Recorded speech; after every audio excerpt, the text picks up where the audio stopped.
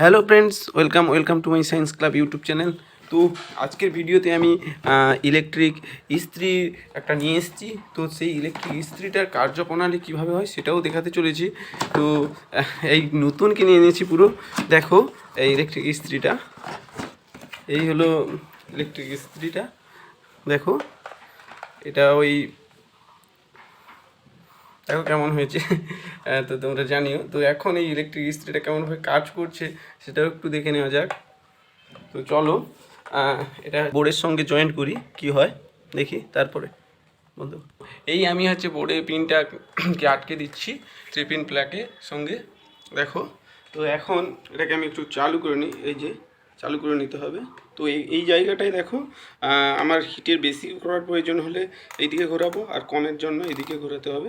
এখন সব তো এই জায়গাটা কিন্তু এখন হাত দিয়ে দেখি, আমার প্রায় 1 মিনিট মতো হয়ে গেল, ভালোই গরম হয়েছে। তো এখন এটাকে ইস্ত্রি করার জন্য একেবারে রেডি।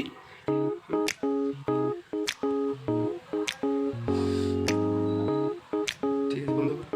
তো দেখো এখানে একটা লাইটও জ্বলছে, লাইটের সাহায্যে বুঝতে পারছি এটা গরম হয়েছে কিনা, মানে কারেন্টটা ঠিকঠাক আসছে কিনা।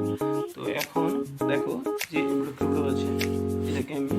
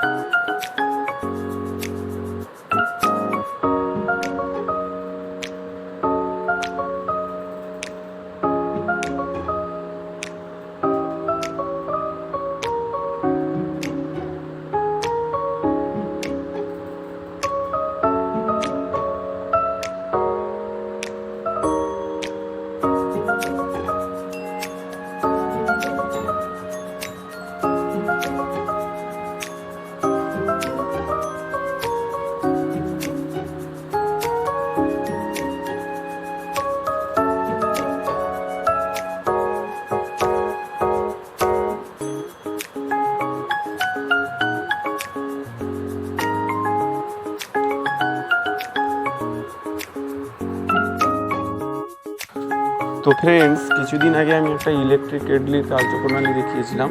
তো আজ হলো ইলেকট্রিক ইস্ত্রি, সেই একইভাবে। তো আসলে কি হয়, এই যে ইলেকট্রিক ইস্ত্রির মাঝে ভিতরে আছে, ওইখানে মানে ভিতরের অংশটা খুললেই বোঝা যাবে, এখানে একটা বিশেষ ধরনের নাইক্রোমের তার আছে, নাইক্রোমের তারের কুণ্ডলী।